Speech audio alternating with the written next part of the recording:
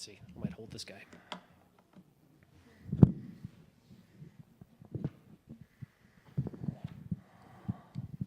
Good afternoon, everyone. Thank you so much for coming. I know I'm the last scheduled talk of the day, and these can be long days, so I appreciate everybody coming out.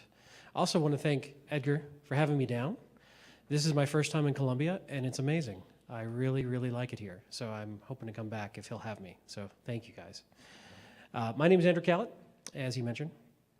I'm here to talk about where I see something changing in the computer security world today, that we're kind of still too focused on technical attacks, when a lot of the bad guys today are moving to a psychological attack. And what can we do to start thinking that way? And so I promise you, I only have 106 slides. It's only about a 4-hour talk. So we'll get out of here, I don't know, 8 p.m. Is that okay? No? No, okay. I also want to apologize. I did not get my slides translated. I see I should have. I will next time. So I will do my best to talk through the slides so the great translator can translate them for you as well. There's not a lot of words, but we'll talk through them.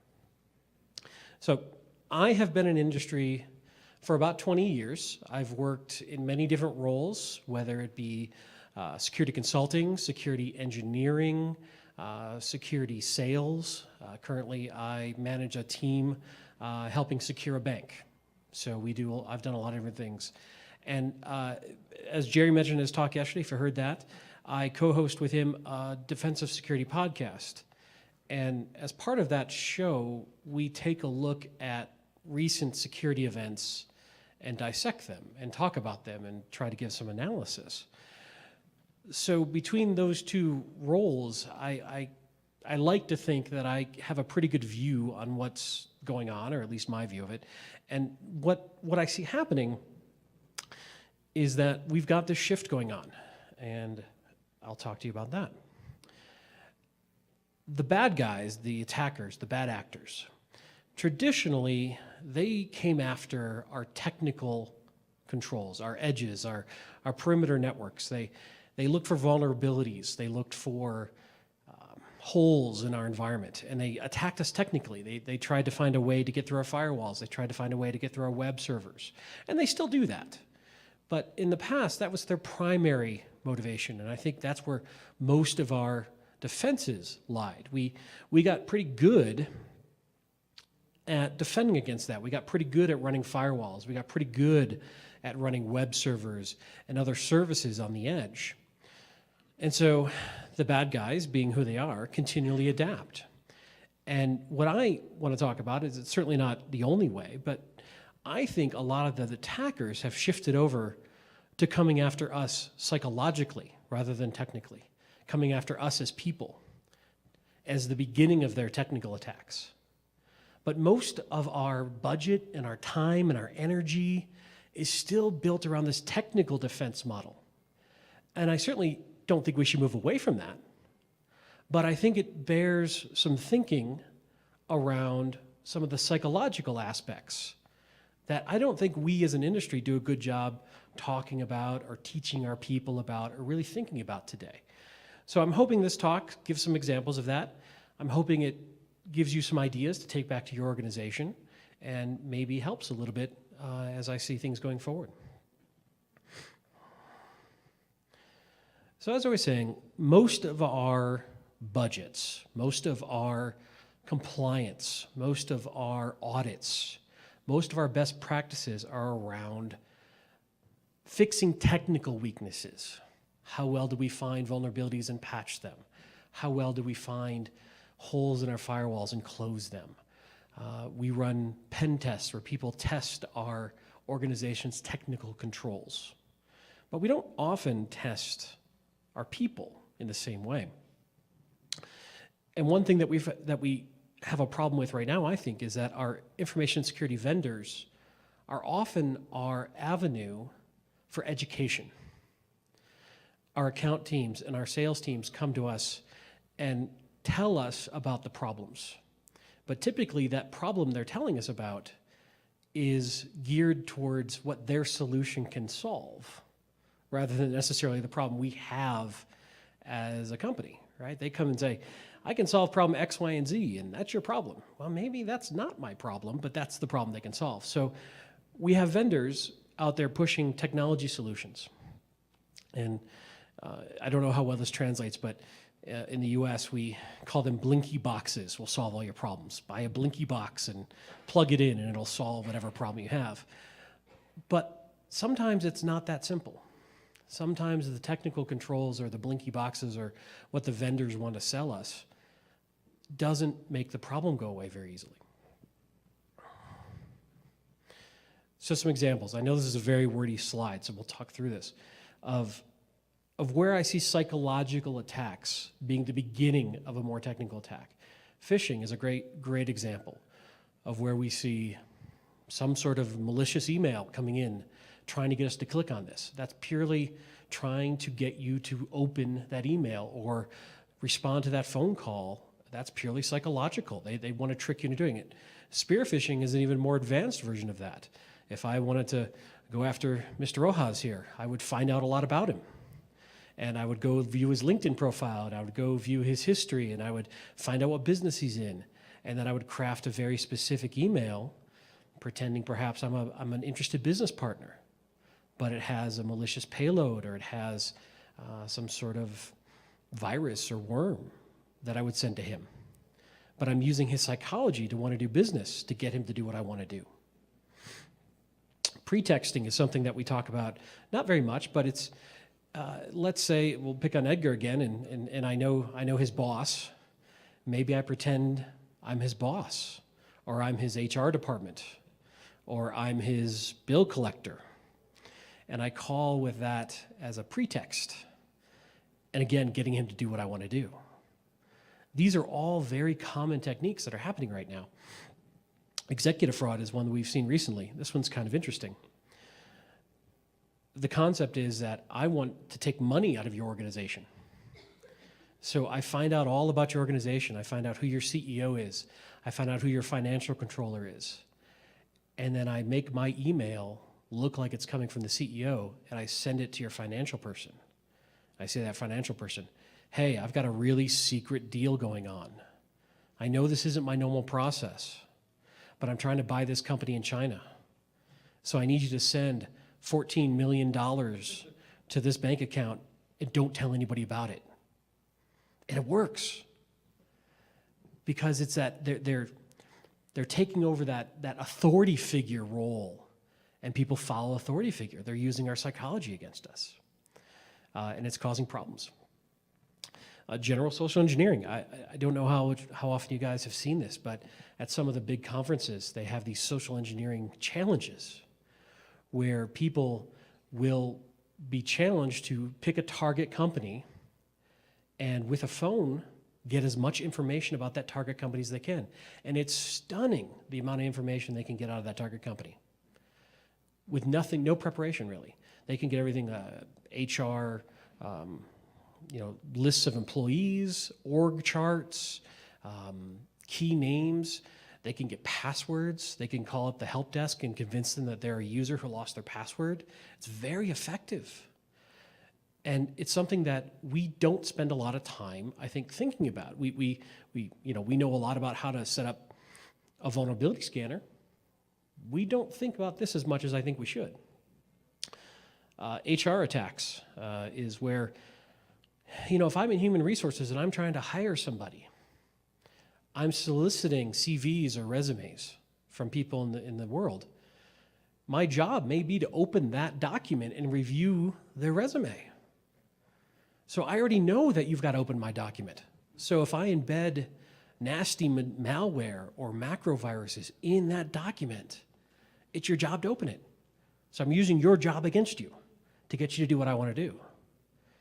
And it's a tough problem to solve. Ransomware is another one. I mean, that's straight up psychological. I'm going to take your files away from you, and you got to pay me money if you want them back. Even if I didn't actually take your files away, most of the way that ransomware is getting in right now is initially a phishing attack or an email-borne attack, and then I'm using fear and psychology with a timer and the loss of those files to get you to pay me money. So again, it's very much using our brains against us. A couple others I'll talk about. Tech support scams is a good one, where let's say I call in a big company and they have a technical support department or they have a help desk. They're meant to be helpful. I talk about this in a later slide. They want to help their users. So it's very easy to get them to help you, even if you're not one of the users, by knowing just a little bit about the company.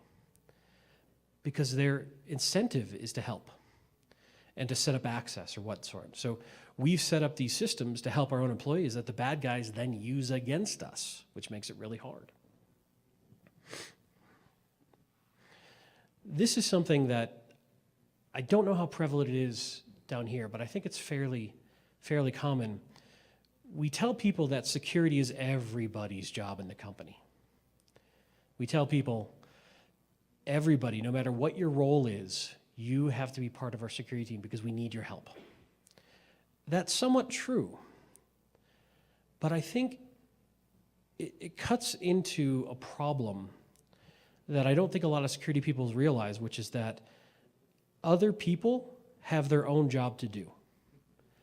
And they're paid and measured and judged on their job. And if there's ever a conflict of priorities between their job and my ask of them to do something from a security standpoint, their job's going to win. So if I'm ever in a position where I'm counting on my users to do the right thing all the time, I'm going to be disappointed, but it's not their fault. They have limited time, limited energy, limited resources.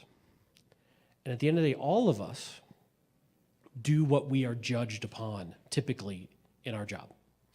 We're going to do what our boss wants us to do first and foremost. So if I'm running out of time and I'm on a deadline, the first thing I care about is what's going to make my boss happy and keep my paycheck coming. So I think it's a dangerous concept to say that information security is everybody's job in the company, because I think that puts too much onus on our users who have other stuff to do. Can they help? Absolutely. Should we train them? Absolutely. Should we work with them and hope they can help us? Absolutely. They can be our best asset. But if we're relying on them to do the right thing every single time, not click on the malicious thing that they're being tricked into clicking on, we actually have a systems and a culture problem, not a training problem. Because the bad guys are getting so smart at tricking us into clicking on things. Originally, phishing emails and spam and whatnot was very obvious. It had full of typos and looked weird and didn't look right. Now they're perfect. Even some of the best InfoSec professionals I know can get tricked by some of the current phishing emails. So we can't expect these guys who have a lot of other things to do to be perfect in their day-to-day job and do our job for us too. So a couple social engineering stats. This is from the Verizon data breach report, which if you haven't read it, is really quite interesting. Verizon is mainly known as a telco, a telecommunication provider, but they have a very large security team.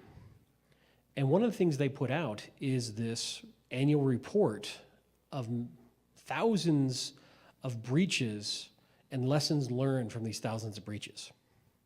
And it's really quite interesting. And from last year's report, 43% of all breaches had some kind of social engineering component, usually that started off the breach.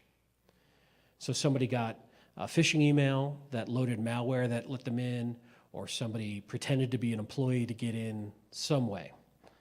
Of those 43% of all those breaches, 93% of them included phishing, which is huge. And that's a straight up psychological attack. Email was used in 88% of financial fraud attacks. So email is clearly a huge avenue of attack. And in general, most of those attacks come in some sort of fraudulent psychological attack where we're saying, hey, I'm something I'm not, and I want you to do something. And it works. It's incredibly effective. Now, certainly once that initial compromise happens, once that initial foothold in the environment happens, then the attack becomes very technical. And we get into all the hacker tools and we get into all that sort of stuff. But that initial attack is no longer coming through that front door of the firewall. It's no longer coming through my internet-facing gear. It's coming sideways at me through my users because of email and other ways. So they go around all of my technical controls, and email is meant to be open and very useful and effective. So we've built all these capabilities into email to let you click on links and open up browsers and open up attachments, and made our email clients really powerful that the bad guys now use against us.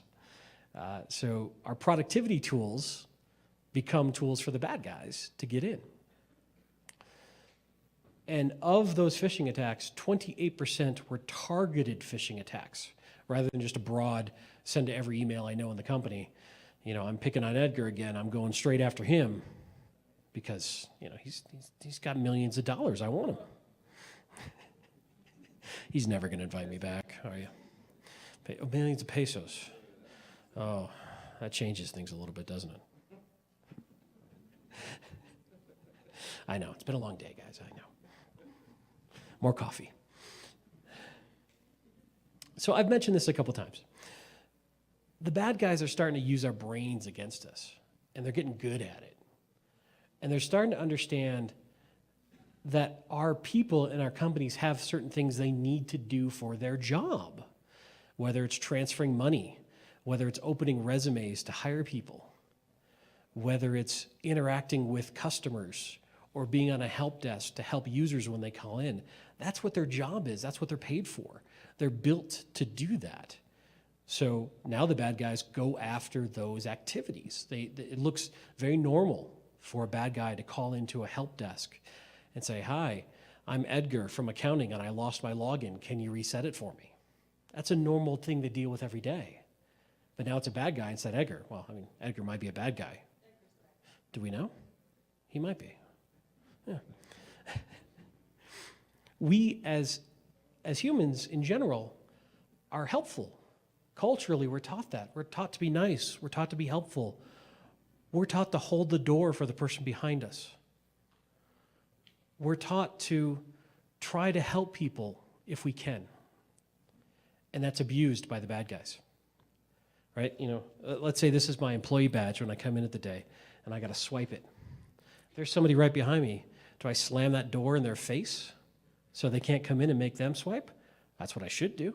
That's security. But no, I hold the door for them. And the bad guys know that. They know how to use our innate cultural helpfulness against us. They figure out what our reward systems are. They figure out, what do I care about as a target? Do I care about prestige? Do I care about companionship? Do I care about money? This sounds an awful lot like what spy agencies did throughout the Cold War. They pick a target and they get to know that target and they figure out, that guy likes tall redheads. Let's find a spy who's a tall redhead to go meet him at the bar and talk to him. Same thing's going on, just a little more digital. They figure out, what do you care about? Me getting invited down here could have been a complete scam by Edgar. I don't know yet. But he knows I like to talk. He's looking guilty. Our people know what they're judged on. I mentioned this earlier. They know what their boss cares about. They know what makes their boss happy, typically. And so if a bad guy is asking them to do something that their boss judged them on, they're more likely to do it. Right? If you're, my example earlier where the fake CEO emails the financial guy and says, I need you to transfer this money. That's his job. That's what he's supposed to do. And his boss is telling him to do it. Now, it's not really his boss, but he doesn't know that at the time. And the way these attacks are built, there's this time-sensitive nature. You have to do this in the next hour, or we're going to lose this deal, which is going to make our company millions and millions and millions of dollars. And so it uses this sense of urgency to get the person to do what the bad guy wants. And that's what they're judged on. So ultimately, security in that circumstance was secondary to that financial person's job. Or if I'm in help desk, in general, helping my customer is secondary to security. Because when I get judged on a quarterly or annual basis, my boss isn't necessarily going to ask me, hey, how secure were you this year? They're going to ask me, hey, how many people did you help? And that becomes a feedback loop of that's what matters most to my boss, therefore that's what I'm going to care most about. Makes sense. But the bad guys figured that out, and so they use that against us. So I think I've kind of beat the examples into the ground. Talked about this, vendors, and help desk. Another interesting one is, let's say I know you're a customer of a large, cloud provider that we might have a speaker from here. And I want to take over your account. Or I know that your website is hosted at a certain company, and I want to take it over. I call up that company, and I say, hi, I'm Edgar from Target Company, and my website is broken. The guy who normally runs it has quit, and he's fled the country with millions of pesos. I need you to help me out so I can get access back into this. And that vendor may say, well, we have security controls. Well, don't you understand how much I pay you? I can't believe this. You have to help me. My business is on the line. Your job is on the line. And most companies want to be helpful. They want to help their customers, but it's not really their customer. But the bad guys know what buttons to push to motivate that vendor to help him, and by helping him, just gave your account over to him. And they didn't know they were doing that. They weren't malicious. They're just doing what they're paid to do.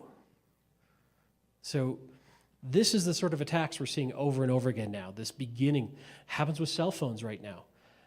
A lot of attacks are going against taking over somebody's cell phone number. So let's say I've secured my Google email with a second factor where I get a text to my phone with a number to log in. But somebody wants in. Now they go to my phone company and figure out a way to talk them into transferring my phone number to their phone. So now they get my authentication prompt and I no longer do. And it's all just abusing that psychological circle of trust that we have with our vendors. Because if they made it too difficult for us to interact with them, if I am a customer and it's too difficult for me to work with the phone company or whomever, then I won't work with them. So those companies have this weird balance they've got to figure out of being secure but not too difficult to engage with, because then they lose business. We talked about physical security. We're holding a door for somebody, or you see someone who looks like your normal delivery person in the same outfit, in the same color uniform. They abuse that trust. If I've got a local delivery guy who works for the company, and then someday somebody shows up with boxes and has the exact same outfit on, looks exactly the same, I'm going to trust that, and I might let him in my office thinking he's a delivery guy. I've seen this personally done, especially, dressing up like a delivery guy, getting access to an office. Works all the time. So we generally trust people. We generally are not raised to be confrontational and distrustful of each other. Like everybody here, I probably would hold a door for or let them go by, because that's how I'm raised. I mean, sure, there's some jerks in the world. Not talking about Edgar now. But in general, we're nice. And the bad guys use that against us. So here's where we start to get a little more psychology. And I'll tell you, I'm not a psychology expert by any means. I don't have a degree in it. It's just something I've observed over the years. We, as humans, have limited mental capacity. And when we are under stress, or when we are under deadlines, or when we're busy, we got a lot going on, we have less capacity for advanced thought. And we default back to what we know well. For instance, in the military, under stress, in a combat situation, you go to your training because it's already there. You don't have to think about it. Somebody mentioned this earlier. When you're driving your car, once you've driven for a little while, you're not actively thinking about driving your car anymore. You're just doing it. It's a lower level, brain function. You don't have to use critical thinking. So our ability to have critical thought is highly variable based on how much stress we're under and all sorts of other factors we'll talk about on the next slide. And the problem is with all these psychological attacks is we may train our people once or twice a year how to deal with these through awareness training, but they are constantly in a different mode of ability to sustain against that psychological attack based on what else is going on in their life. And we, as information security practitioners, need to understand that our people may have a good day or a bad day. But if the bad guy catches them when they're having a rough day, they're more likely to make the wrong choice in an attack situation. And that's human nature. If we expect our people to be perfect all the time, we're naive. And we've got to build our controls and our systems to understand that our people are probably going to make mistakes. And if a single mistake can take down our company, we've got bad controls. I think we talked about this yesterday. So there's a lot of factors that come into what impacts our judgment. This is something that is an acronym from the aviation industry.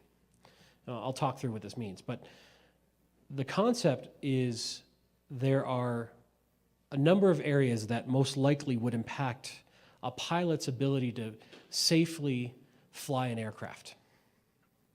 And some of them are illness. Are they ill? Do they have a cold? Do they have the flu? Something else going on? Do they have chronic pain? That impacts their ability to think critically. Are they on any medication? Are they under a great deal of stress? Maybe they just had a big fight with their spouse. Or maybe they're under a big deadline at work. Have they been drinking recently? Alcohol, like Taz does on her talks. If you guys saw that. Are they tired? This is amazing when fatigue has such a tremendous impact on our rational thought process and our judgments. There's a lot of research in this area of fatigue. It's why, for instance, pilots have mandatory rest period now, because when they get tired, they think they're doing okay until they crash the plane. Are they hungry? Have they eaten recently? So from the aviation world, these are all things that are commonly known to poorly affect judgment. These same things happen to all of our employees every day. So their judgment might be highly variable on that phishing campaign that just came in the door based on these factors. So our people are in a different state all the time. They could be under fear. What if their job is on the line? Like the fake CEO who sends the email to the financial guy and says, you need to transfer his money or we're going to go out of business. Fear is a powerful motivator, and it affects judgment. Compensation, how you're paid. If my paycheck is dependent on answering that phone and helping somebody on the other end of that phone, I'm going to do it. It affects judgment. Finally, metrics. What I mean by that is, how do I judge your job? How do I collect information about what you do to judge it later? And if I judge it based on using help desk again, how many people you help on the phone and how quickly you help them. I need you to get through 30 phone calls in an hour. You might go too fast. And that would drive your behavior. And you might use less suspicion in verifying who's on the other end of the phone. There's some research on how stress affects social engineering and phishing. So when people are under higher stress, they're far more likely to fall for a phishing attack or a social engineering attack. Their brain is too preoccupied with stress to apply critical thinking. And defending against these attacks is a very rare event for our employees. We, as information security folks, we do it all day long. Our brain is become, in essence, hardwired to spot these attacks. Our employees maybe see 1 a week, 2 a week.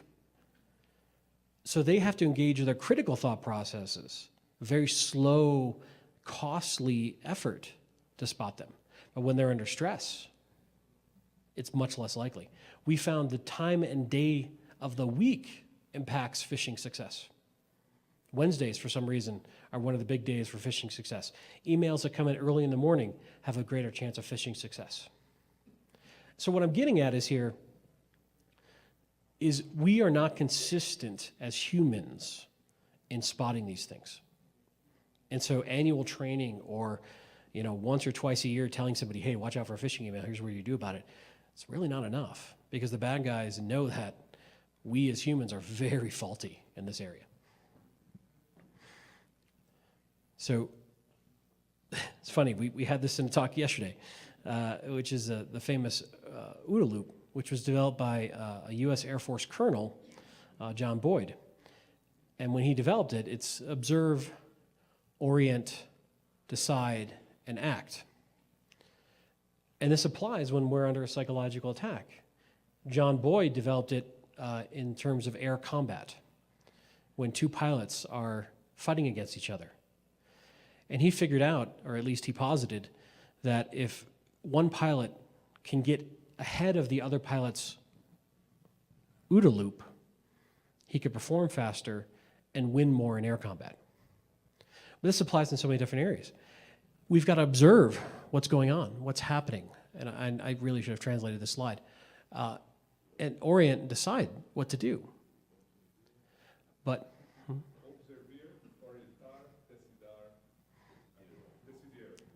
thank you.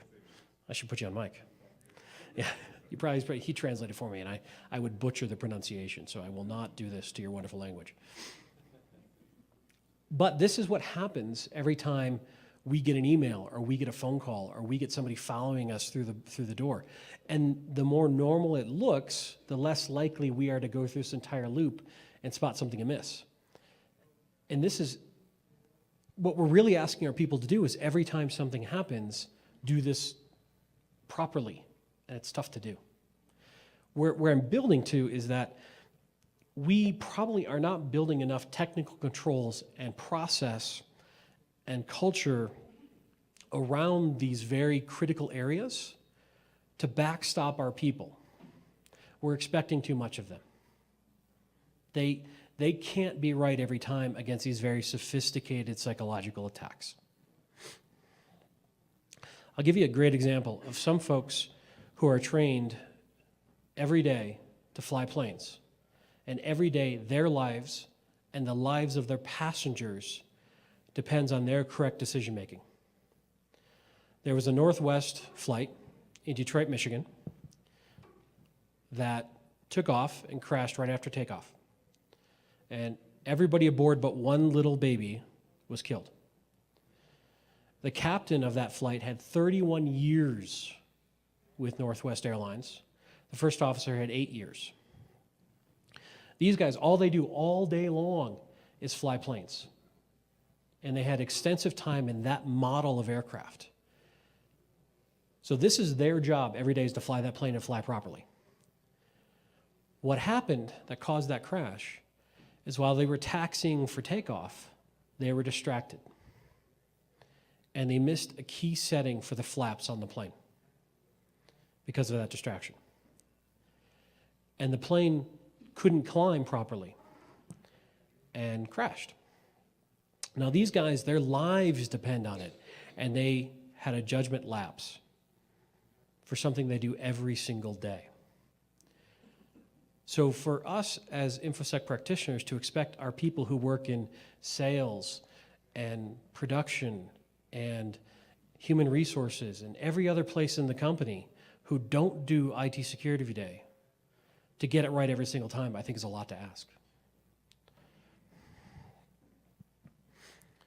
So now that I've painted the doom and gloom, what can we do? I will tell you up front that this is very much a choice about company culture and the flexibility and ability to be very fast with our decisions that can be very negatively impacted by setting up defenses against psychological attacks.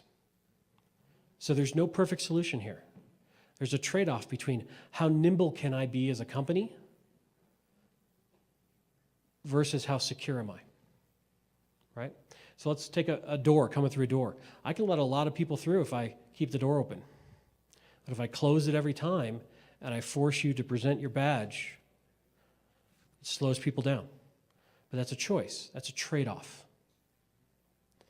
And that's what this becomes in many ways.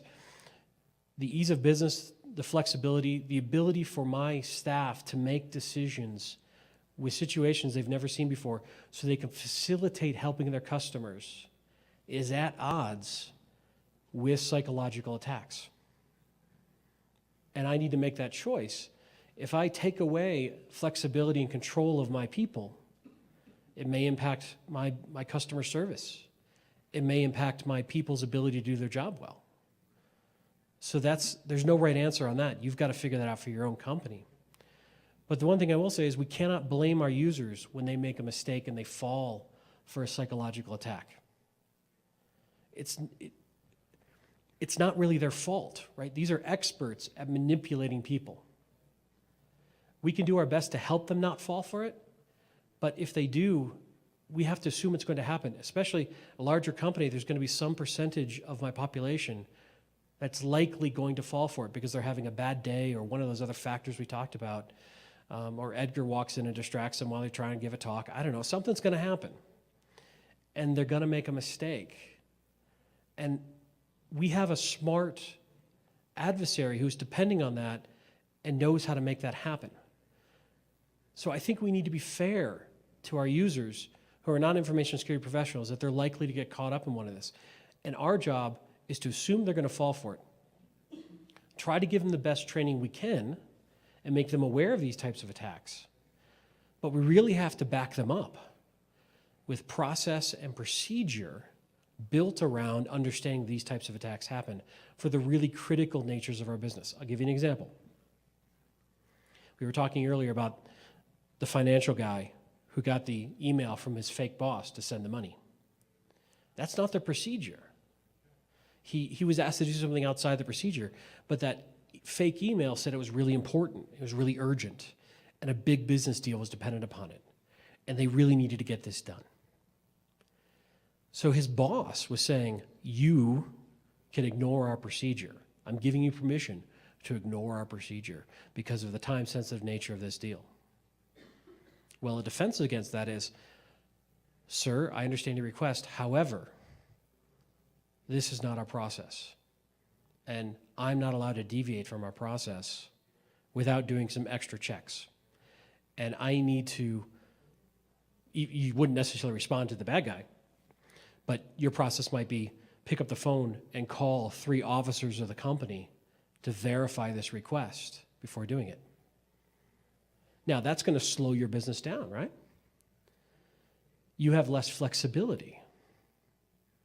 But if you have a hard and fast, you must do this and you can never deviate from this procedure, you can stop that particular attack. But you may have a situation where you lose out on a deal because you may have to move faster than that procedure allows you to move. That's the balance. There's also some technology controls we can build in, but not a lot. A lot of this is culture of the company, processes and procedure, and how much you want to build those unchangeable, or I should say unskippable processes around critical parts of the company. My help desk, guys calling into the help desk saying they're a user and they need help. I may have a very strict way of authenticating that user to make sure they are who they say they are, and secret code words. And without that, I'm sorry, I just can't help you. I'm sorry, I know you're a very important vice president of the company, but I have a process. And I cannot deviate from the process or I get fired.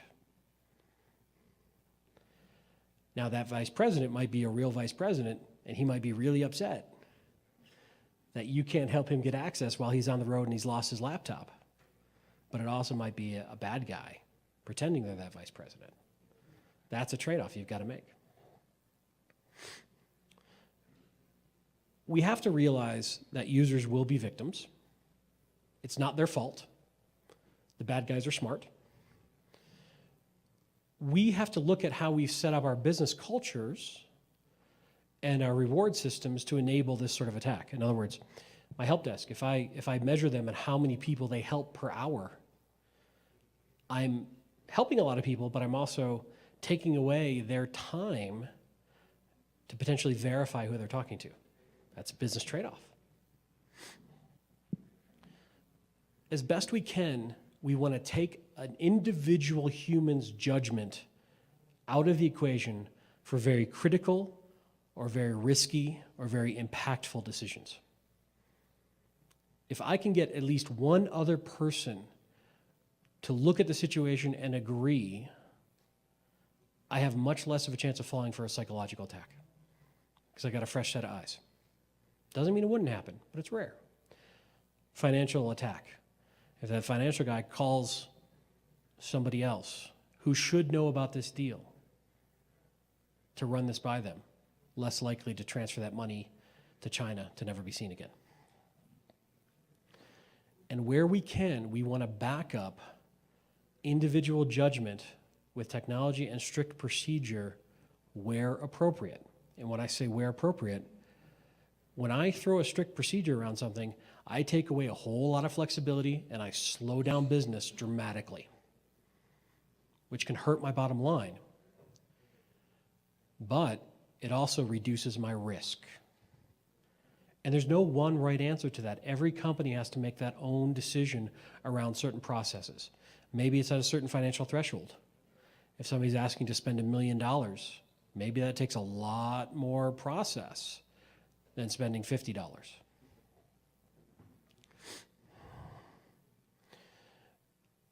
Talk about aviation again. And the reason I go back to aviation is I fly as a hobby, and I have friends who are pilots.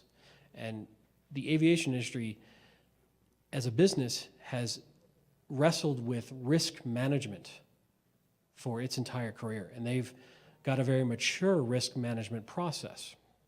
And they spend a lot of time thinking about risk, because when they mess up, people die. And that's bad for lots of reasons. So they have a deep culture of understanding risk and how to mitigate risk and understanding weaknesses in human judgment and building process to back up that. And so, for instance, in this chart here, what we're looking at is these are different phases of a flight. This is the taxi to the takeoff. This is the actual takeoff. This is climbing to our cruising altitude. This is our cruise, descending, and landing. And this is where accidents occur. Very few accidents actually occur in cruising and descent.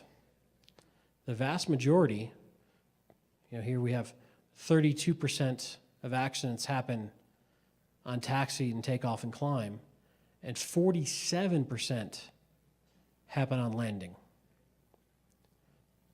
And 40% of our fatalities also happen on landing. So once they understand, whoa, this is our high-risk areas, the aviation industry start putting in place mitigations for those high-risk areas. Certain changes in procedure and process, certain changes in, I guess you could call it the culture of aviation. In the early days of commercial aviation, the captain of the aircraft was considered the sky god. He shall not be challenged. And the rest of the crew was there to do his bidding. Well, aviation found that that caused a lot of problems because that one person can make judgment calls that are incorrect. That can cause crashes.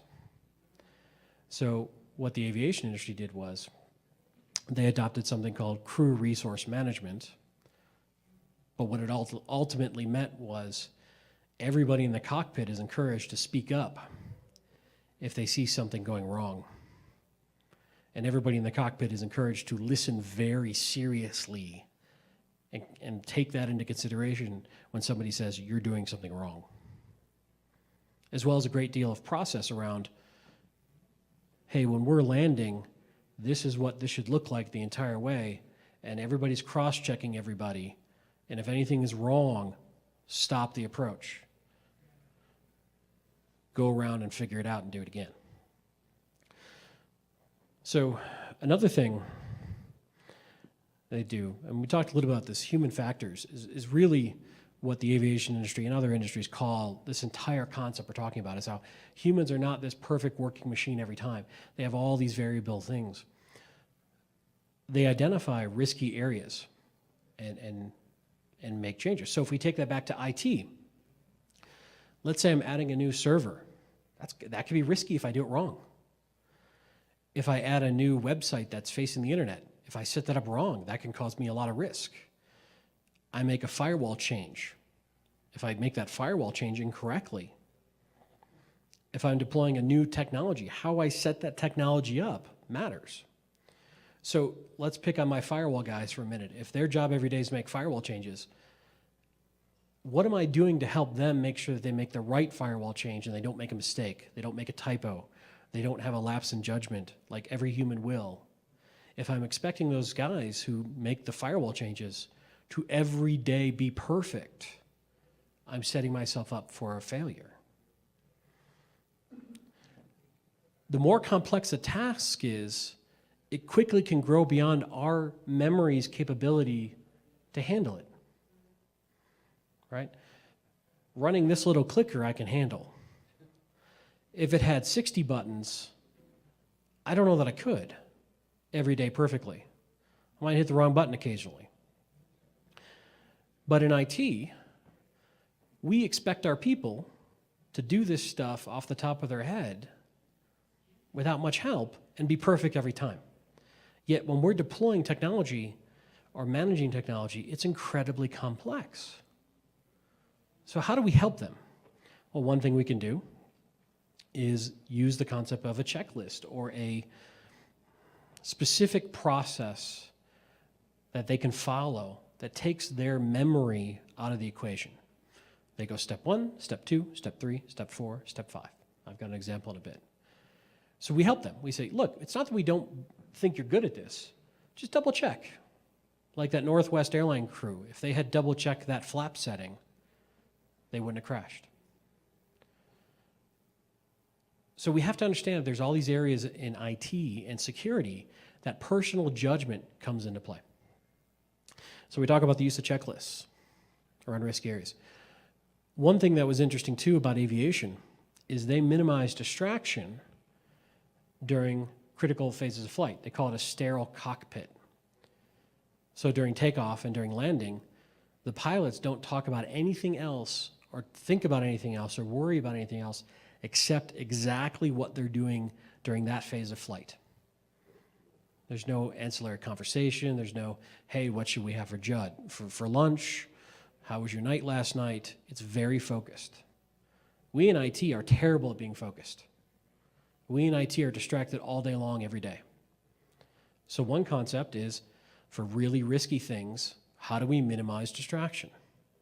If I'm having you build a really critical new server, maybe I find a way to leave you alone. Make sure other people don't walk up and bother you and disrupt you when you're in the middle of the process and then you forget a key step. Something that we can think about. This is really, really worry, but what we're looking at here is a checklist for a small aircraft. And it talks through, hey, here's everything you're going to do to pre-flight the aircraft. Here's everything I want you to do. Now, an experienced pilot might have done that 1,000 times, but he still gets this out in ones 1, 2, 3, 4. Here's what I do to get the plane ready. Before I start the engine, here's everything I do. Here's exactly how I start the engine. It's not that he doesn't know how to do it, but we go back to that human factor thing.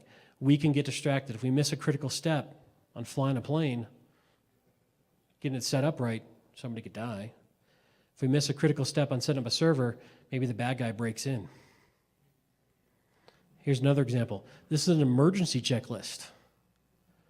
The concept here is that if I'm flying and I have an emergency, I don't want to depend on my memory under stress. I want something to tell me, here's your best chance of survival in that emergency. So how do I apply that to an attack?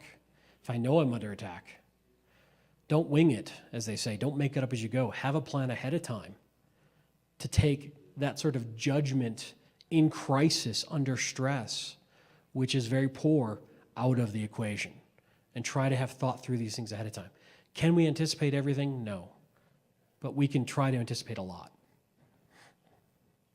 Here's one example that I kind of threw together of how you would do this. Let's say you're building a new server, and here's just a little silly checklist. Update the firmware of the hardware. Update all the patches on the operating system. Turn off all the unnecessary services. Configure DNS for it. Configure my firewall properly, and so on and so forth. Add it to my patching server, so make sure it gets patches. Change all the default passwords. Scan it for vulnerabilities and fix any I find. Apply a hardening configuration. Now, this is stuff that my IT guy knows how to do, but if I give him a checklist, when he's having a bad day after a fight with his wife, there's less chance he's going to miss something critical. But we can take this concept and apply it to other areas. We've got a high risk of a psychological fail, whether it be phishing. Hey, you get an email, a little tougher, but before you click on a link, maybe you should do these things. In summary, one, thank you very much for having me. I really, really do appreciate it. The bad guys have shifted to attacking us as people and our minds and what we do, and they're getting good at it. They certainly still attack technology, but not just technologies. Humans, even under the best of intentions, will have lapse of judgment. We have to help them when that happens. We can't expect them to be perfect. We have to understand our business models, understand where our risk is. And then if we want, start applying really strict process that cannot be deviated from to minimize that risk. But we have to understand that that comes with a cost. If we do a strict process and control to reduce this kind of risk, it slows down our business, it may cost us money, and it may make us less flexible. So there's no perfect answer on that one. But for your real risky areas, maybe something to consider. Thank you very much for your attention. If you'd like to follow me or know more about me and get a hold of me, I'm on Twitter @Lurg. This is our podcast, and this is my email address. Thank you very much for your time, and I hope this conference was great for you guys.